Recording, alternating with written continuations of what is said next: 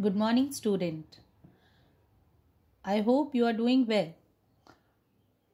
In last few days, we have done chapter 6, staffing. Today, we are revising this chapter in nutshell.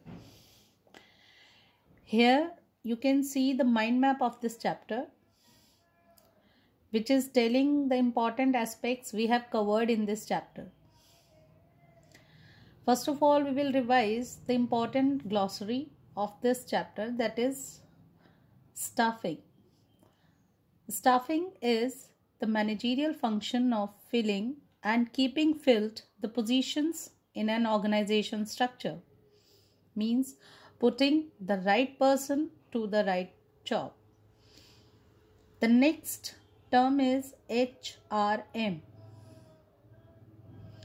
HRM's full form is Human Resource Management, which is the set of functions performed for acquiring, training, maintaining, and motivating human resources for achieving personal, business, and social objectives of an enterprise. HRM is a wider concept, and staffing is the part of this concept.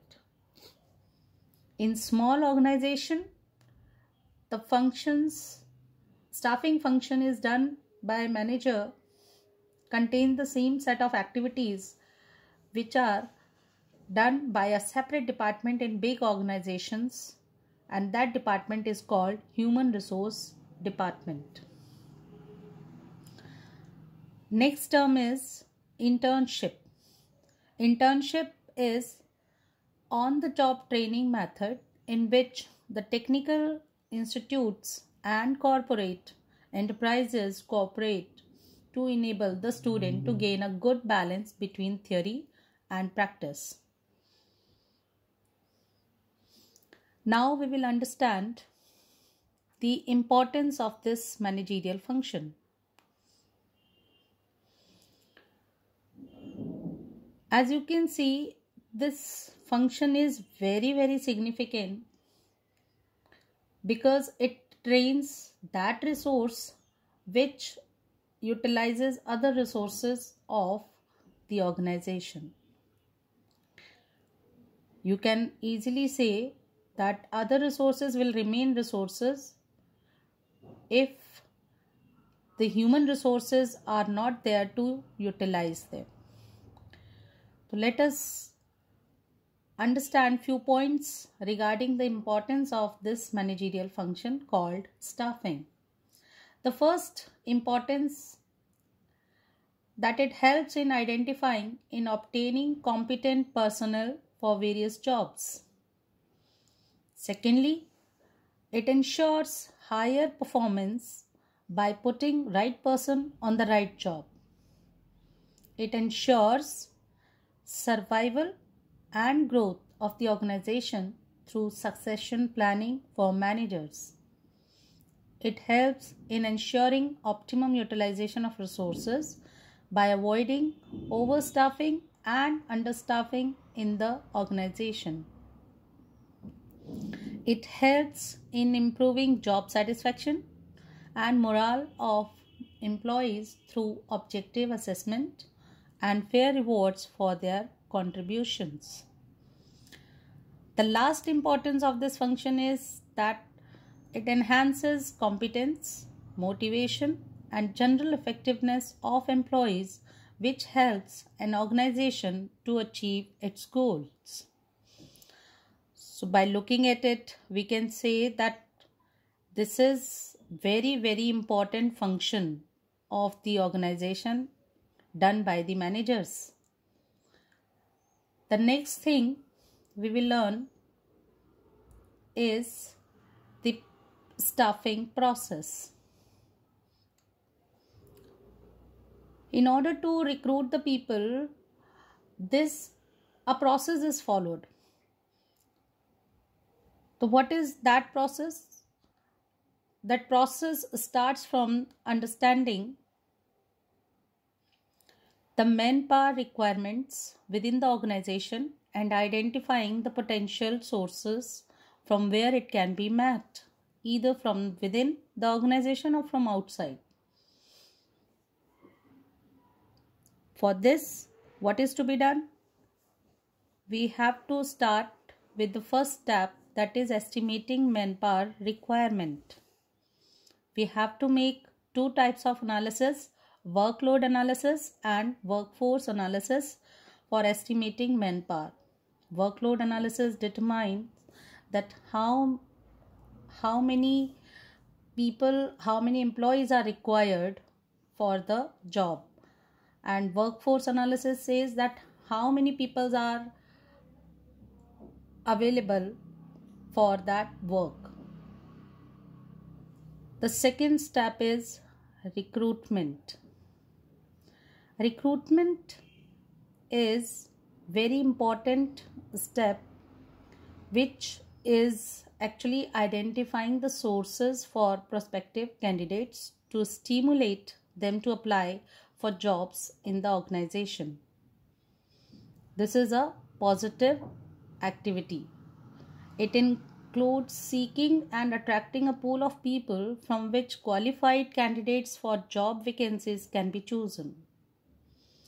Recruitments can be done in two ways, internally and externally. When we recruit the people internally, we use two ways, which are transfers and promotions. Transfers means shifting the people from one department to other, or from one job position to other, from one branch to other. And promotion means offering higher position, more responsibilities and authorities, which boost the morale of the employee. The second method of recruiting employee is external resources. External sources are 12 in number. The first one is direct recruitment. Second is casual callers, advertisement, employment exchange, placement agencies, management consultants, campus recruitment, recommendations of employees, labor contractors, advertising on television and web publishing.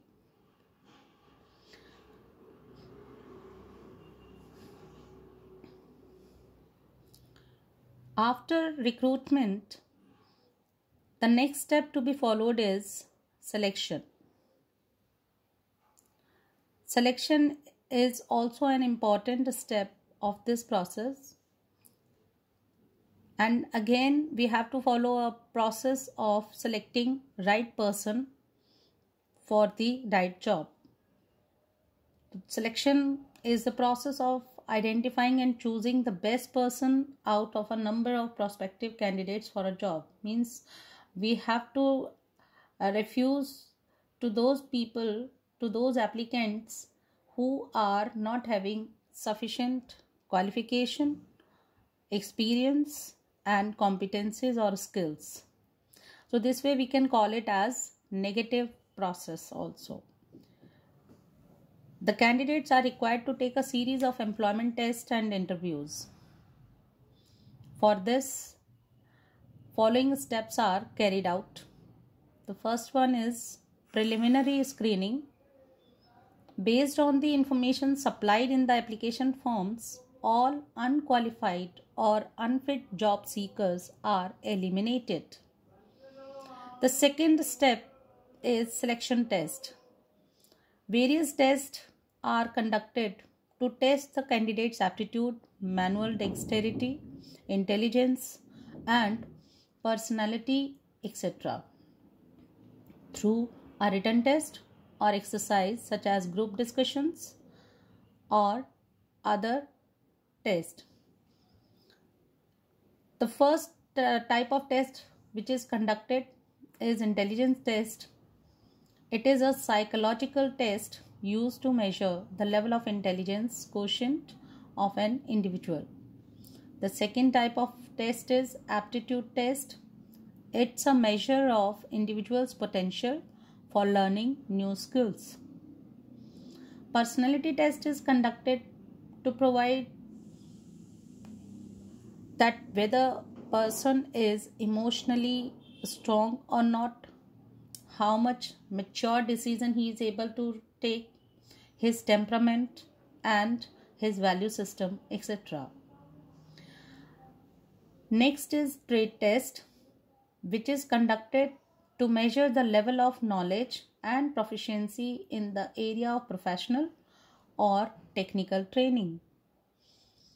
The next is interest test, which is used to know the pattern of interest or involvement of a person in the particular field.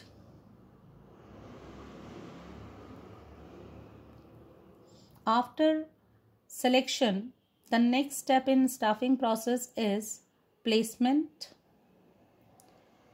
and orientation. Means placing the people at their right position is called placement, and orientation means making the selected candidates familiar with the existing employees of the organization. Some companies conduct or they organize orientation program also to do this orientation. Training and development is the next step in this process. Through training, the knowledge and skills of an employee for doing a particular job is increased. Development refers to the learning opportunities designed to help employees grow and for his career advancement. Training methods are of two types: on-the-job method and off-the-job method. On-the-job method refers to the methods that are applied to the workplace while the employee is actually working and include apprentice programs, internship training, induction training, job rotation, coaching, etc. In off-the-job training, this method used away from the workplace and also means learning before doing. On-the-job method is learning while doing, and off-the-job method is learning before doing. These include vestibule training, which means giving training on dummy models in case when employees have to work on a sophisticated machinery or expensive machinery. Lecture, conferences, films, case studies, etc. are the off-the-job methods. The next step is compensation. Compensation is giving reward, pay, incentives to the employees according to the work done by them. It can be direct, it can be indirect. Direct in the form of salary and wages, and indirect in the form of insurance and medical claim, etc. The next step is performance appraisal. Performance appraisal implies evaluating an employee's performance on his or her current or past performance as against certain set standards. It is done for a variety of purposes, such as for training or for promotion of the employees. Next is promotion and career planning. Promotion and career planning involves promotion, transfer, and demotion of personnel based on their performance appraisal. Performance implies shifting an employee to a higher job position with higher responsibilities. Transfer implies transferring an employee to other department or division to improve his or her efficiency, and demotion implies reduction in rank or post of an employee if he fails to improve his performance over a period of time. So this way we have learned the summary of this chapter. which help us in understanding this managerial function, which is very, very important to attain or to achieve organizational objective. Thank you all.